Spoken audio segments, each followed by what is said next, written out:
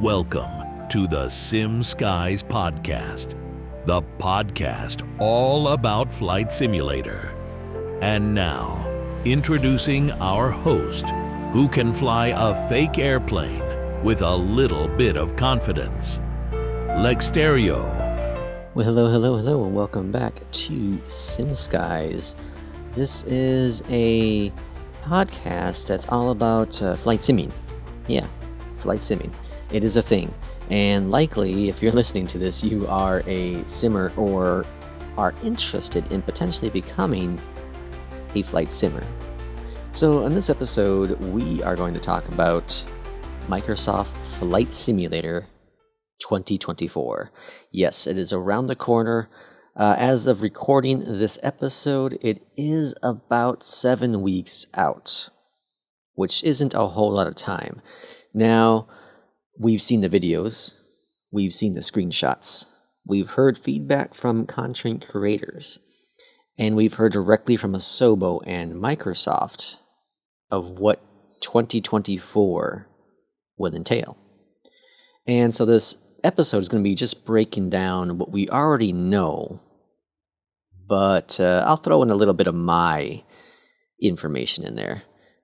Feedback, I should say. It's not really new information. I don't know anything special about Flight Sim 2024, but I'll give you my insights of what I feel is going to happen and what will likely happen. Okay, so what do we have? Well, we have Flight Sim 2024. We know that the majority of the sim information is around the new career mode. It's been requested for some time, and Asobo Microsoft decided to make it the foundation of Flight Sim 2024. And so within the career mode, players can do missions such as firefighting, search and rescue, cargo transportation, agricultural stuff, helicopters, and the goal is to provide the common users a reason to fly. And I think what a lot of people who are hardcore into flight sim don't understand is that the base game doesn't make Microsoft and Asobo a whole lot of money. You buy it one time, and that's it. And unless you get your add-ons directly through the marketplace, they don't get anything. Okay? So Microsoft and Asobo have to find a way to bring in revenue. And of course, the marketplace does that, but the career mode will maybe get more people interested within Microsoft Flight Sim. Okay? So that's a great starting point. Bring more people in, and maybe a percentage of those people will become dedicated hardcore simmers like myself and a lot of others out there, where we don't need the mission-based stuff. We have fun just flying, right? Flying in an aircraft, short haul, long haul, GA or airliners, it doesn't matter. We just have fun flying. Number 2 on the list is enhanced physics and weather system. Now, the physics has been a big talking point for Microsoft Flight Sim 2020, comparing it to X-Plane, and how X-Plane, the physics apparently are more realistic, more lifelike than Flight Sim 2020. So Asobo went to the drawing board, and they said they feel they've made major changes to the flight dynamics of the aircrafts. So ground will feel better, air will feel more realistic, and that will hopefully quiet some of the X-Plane haters out there for Flight Sim and get them to realize that Asobo and Microsoft are doing their very best to accommodate both sides, hardcore and beginners, into the Flight Sim world. Next, we have the atmosphere. A complete weather change. They added new clouds. They added In select missions, you can see tornadoes and severe weather. There is now wake from other aircrafts involved in there. So there's so much more to the weather to make it more lifelike and to experience real turbulence when you're going through the clouds in 2024. So that's a huge, huge plus for the hardcore gamers. Much, much needed. And next we have the graphics. And of course, Microsoft blew everyone away when it came to the graphics in 2020, in Microsoft Flight Sim 2020, and X-Plane had nothing they could do about it. With the Bing Maps integration, with the photogrammetry, there was nothing that X-Plane could do about it. Nothing. This isn't something they can just flip a switch on and all of a sudden make X-Plane look as gorgeous as Microsoft Flight Sim 2020 is. So, what'd Microsoft do? Hey, let's make it even better looking. So they added in even more details.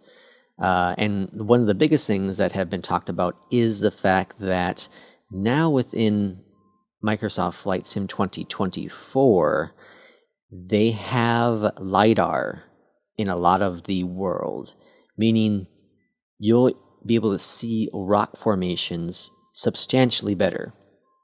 Along with that, grass detail, biodomes, many more of those, trees, many more types of trees, and animals scattered throughout the world where they belong.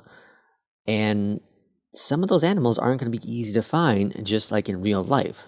So along with the brand new improved ground texture, groundwork, is those missions where you can become a photographer. And I think that's really, really cool because, like, for me, I'm an amateur photographer. I love taking photos of nature. And to be able to do it in a sim will be really, really fun as well when you can't get outdoors because of weather or whatever, right? So I think that's going to be really, really cool as well. In there, they've talked that shared cockpit is eventually going to be coming, but not available at launch. So there's a lot of people that would like that. And I think shared cockpit could be really, really beneficial for new simmers to have an advanced person with them helping them with the steps of how to get a plane up and flying in the air. So I'm excited about that when it eventually comes because maybe that will open up the door for a lot more simmers out there. There's a wealth amount of new aircrafts. I'm not going to go into detail, but there are a substantial amount of new aircrafts involved, and you really have to decide what version you want to get of Flight Sim 2024. There are, 4 different versions: Standard, Premium, Premium Deluxe, and then Aviator, I believe.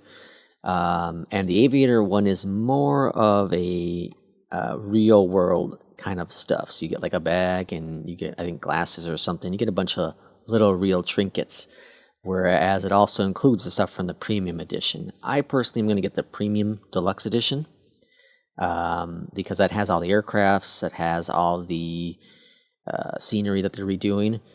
The one thing is that I don't need all of the older versions of the planes that are coming out for Flight Sim 2024. For example, they're porting over a handful of planes from 2020. Well, I think all of them, actually. All their handcrafted ones are porting over to 2024. So if you don't own those, you'll be able to get them with the Aviator Edition. I don't really fly any of those, so I don't need any of those. That's a personal thing. In there, though, they are launching, of course, the Boeing 737 MAX, and that's supposed to be their most in-depth, detailed aircraft that they have made, Asobo themselves. So that's going to be interesting to see how much farther that goes. New developer tools, I'm not going to touch too much on that because that's pretty advanced stuff, but for the developers, it's supposed to be easier and faster to make add-ons for Microsoft Flight Sim 2024. And the marketplace has been completely redone where you can gift things. And I don't know if it's for everything or with select things, but you'll have trial periods of add-ons within the marketplace. So this might open up the doors for developers to jump more into the marketplace. And I said this in the past, I think on a stream or a video, or many times in the videos, that the thing holding back the marketplace is how fast updates and products can launch. So if they can get the marketplace to have the updates come out at a reasonable time, I think the marketplace can become the dominant force versus the third-party ones currently available. They are making some adjustments to the AI traffic. They've had a load amount of new AI planes that you'll see on the ground and in the air. And they had some minor adjustments to the ATC system built into Flight Sim 2024. One thing that is interesting is you'll be able to record your own voice, and it will be converted via AI, and the pilot within the Flight Sim 2024, your pilot, your avatar, will speak your voice when responding to ATC. So I think that's a fun little gimmick for a lot of people.